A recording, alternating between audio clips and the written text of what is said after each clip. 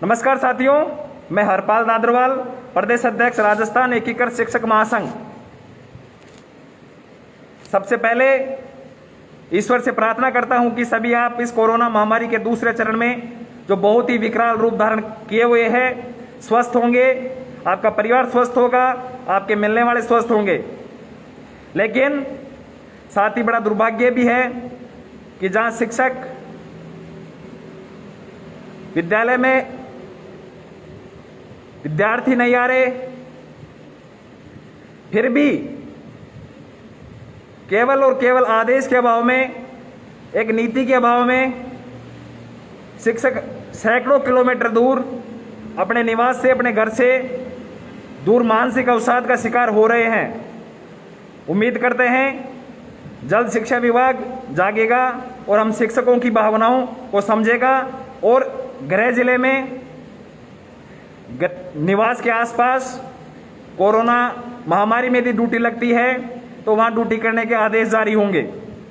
उसकी मांग लगातार राजस्थान एकीकृत शिक्षक महासंघ कर रहा है और आगे भी करेगा।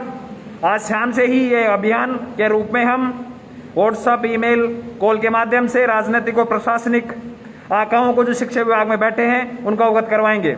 लेकिन साथियों, आज जिस मुद्दे पर मैं बात करने के लिए आपके बीच उपस्थित हुआ हूं, उस मुद्दे पे वार्ता करते हैं। साथियों, जैसा कि आपके ध्यान में होगा कि आज हम राजनीतिक प्रमुख शिक्षा विभाग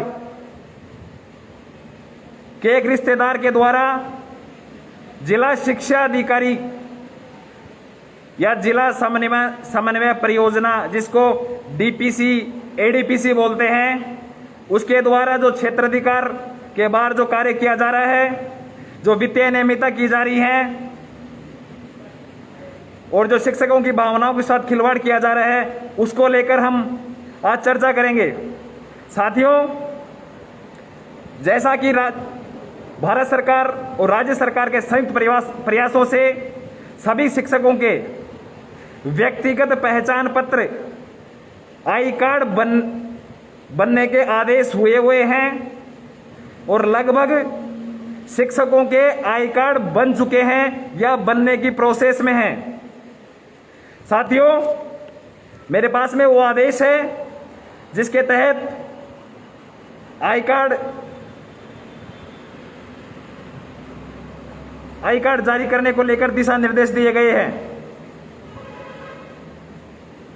साथियों, आपको मैं मोटी मोटी बात बताता हूं। आई कार्ड को लेकर जो दिशा निर्देश थे वो कुछ इस प्रकार से थे कि प्रत्येक शिक्षक का एक आई कार्ड होगा, एक निर्धारित प्रारूप में होगा, बढ़िया क्वालिटी का होगा, प्राधिकारिक अधिकारी के द्वारा हस्ताक्षरित होगा। मुख्य बात फिर से दोहरा रहा हूं, एक आइडेंटिटी कार्ड या आई कार्ड होगा, प्रत्येक शिक्षक का निर्धारित प्रारूप में होगा, अच्छी क्वालिटी में होगा और डीपीसी जिला स्तरीय जो शिक्षा अधिकारी होता है उसके द्वारा जारी किया जाएगा। लेकिन साथियों, राजस्थान में एक ऐसा जिला भी है जहां पर एक एडीपीसी महोदय, जो कि शिक्षा विभाग के राजनीतिक प्रमुख के रिश्तेदार हैं, उनके द्वारा इन चारों ही शर्तों को, जो 4 दिशा निर्देश सरकार के द्वारा दिए गए हैं, उन चारों ही दिशा निर्देशों को दरकिनार करके जो शिक्षकों के लिए आई कार्ड जारी किए हैं, उन आई कार्डों में इन चारों दिशा निर्देशों की अनुपालना नहीं की गई और बहुत बड़ी संख्या में भारी वित्तीय अनियमितता की गई है। चाहे वो आई कार्ड बनाने के टेंडर प्रक्रिया हो, चाहे आई कार्ड की क्वालिटी हो, चाहे आई कार्ड के ऊपर जो ऑथराइज डीपीसी के हस्ताक्षर होने चाहिए थे, चाहे वो हो। साथियों, पहचान पत्र राजस्थान सरकार द्वारा तय किए गए प्रारूप में नहीं छपवाकर मनमर्जी से छपवाकर धन का दुरुपयोग किया गया। उस एडीपीसी पर पहला आरोप यह है। दूसरा आरोप, राज्य सरकारों के आदेश के विपरीत साइनों के लिए खुद सक्षम न होते हुए भी साइन कर पहचान पत्र जारी कर दिए गए। तीसरा आरोप, पहचान पत्र पर दोनों तरफ छपाई के आदेश होने के बावजूद फर्म से मिलकर एक तरफ छपाई करवाकर भ्रष्टाचार किया गया। चौथा आरोप, टेंडर से कम दर एवं दोनों तरफ की छपाई की शर्त मानने वाली फर्मों के टेंडर कैंसिल कर मनमर्जी से दूसरी फर्म के आदेश कर गहुलमल किया गया। ये 4 मोटे आरोप उस जिला स्तरीय अधिकारी एडीपीसी पर लगे हुए हैं। राजस्थान सरकार द्वारा तय की गई क्वालिटी के पहचान पत्र नहीं खरीदे गए एवं फर्म के साथ मिलकर हल्की किस्म की सामग्री काम में ली गई है। यह बहुत ही गंभीर और 5वां आरोप है। तो साथियों, मैं आपको बता दूं, पहचान पत्र बनाने के लिए जो सरकार की ओर से दर निर्धारित हुई थी वो 30 रुपए थी, लेकिन उस दर 30 रुपए के अंदर जो उस सक्षम अधिकारी के द्वारा जो वास्तव में सक्षम नहीं था, उसने फर्म के साथ में चाहे सौदेबाजी की हो, जिसे क्वालिटी में फर्क आया है, कार्ड का प्रारूप चेंज हुआ है। साथियों, मैं कुछ प्रश्न करना चाहूंगा उस एडीपीसी महोदय से जो जिला स्तरीय शिक्षा विभाग का अधिकारी है। क्या राजनीतिक संरक्षण होने के कारण पूरे राजस्थान राज्य द्वारा जो जारी परिचय पत्र का फॉर्मेट है उसके आगे पीछे एक निर्धारित प्रारूप में पहचान पत्र बनना चाहिए था? क्या आपने केवल राजनीतिक प्रमुख के संरक्षण के कारण उस प्रारूप को बदल दिया? दूसरी बात, मैं ये कहना चाहूंगा, जब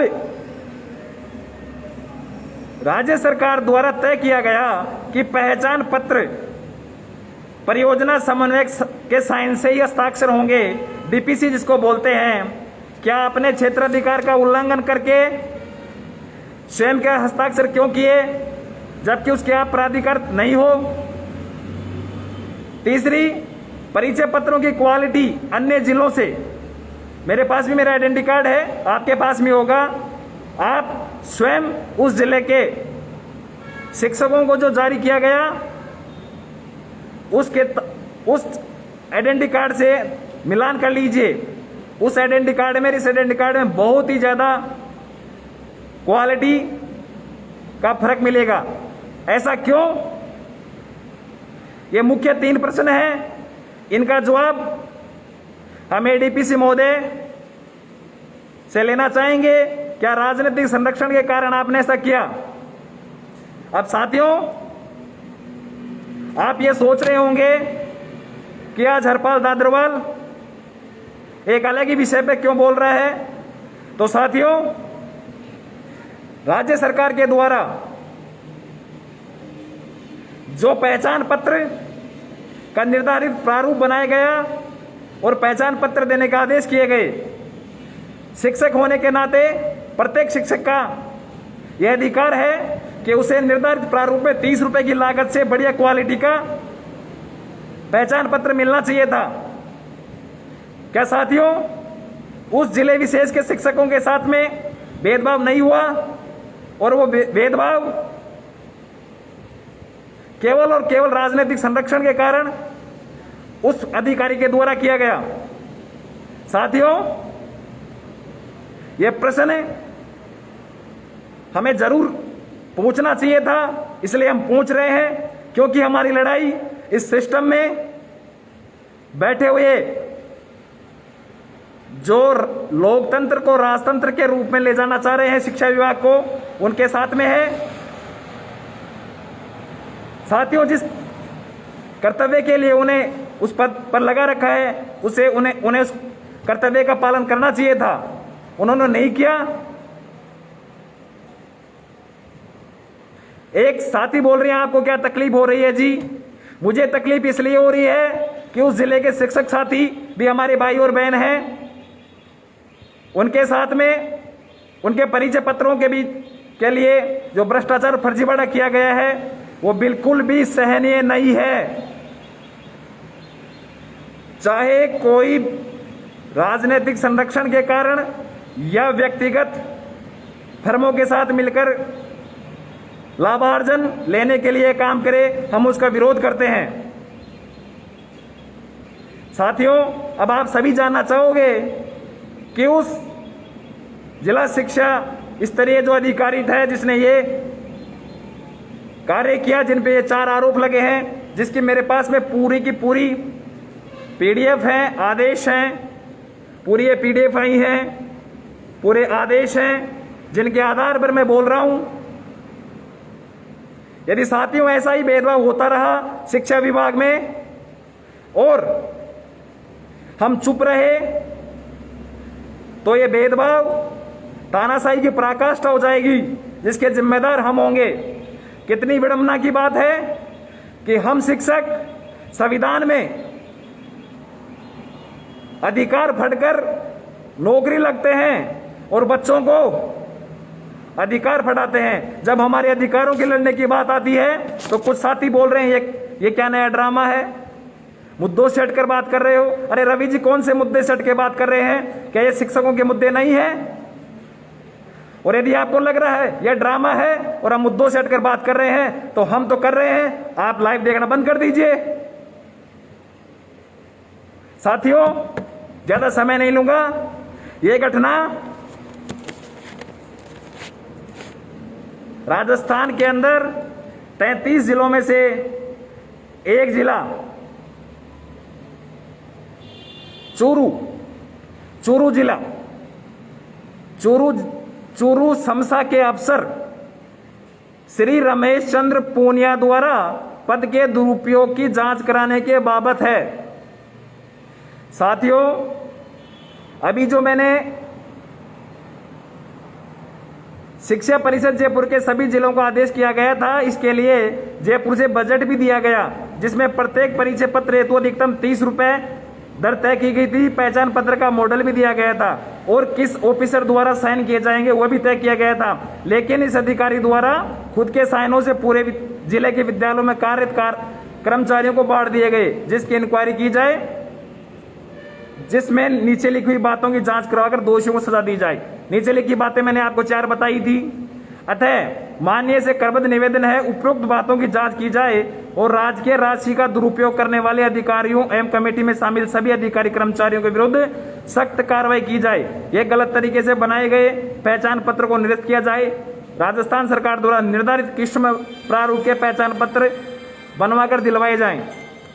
साथियों, जो चूरू समसा में जो अफसर हैं श्री रमेश चंद्र पूनिया, ये वर्तमान शिक्षा मंत्री श्री गोविंद सिंह डोटासरा के समधी हैं। तो मैं ये मानूं, क्या हम ये समझे कि राजस्थान के शिक्षा विभाग के राजनीतिक प्रमुख का समधी होना, रिश्तेदार होना, क्या उसको पूर्ण छूट है? क्या वो अपने हिसाब से अपना नया प्रोटोकॉल बना लेगा? हम ये जो भी हुआ उसकी कड़ी शब्दों में निंदा करते हैं और मुख्यमंत्री महोदय से इस पूरे मामले में जांच करवाने की मांग करते हैं। साथियों, रमेश चंद्र पूनिया जी शिक्षा मंत्री के समधी हैं, रिश्तेदार हैं, ऐसी मुझे जानकारी मिली है। आप भी अपने स्तर पर प्रयास करिए।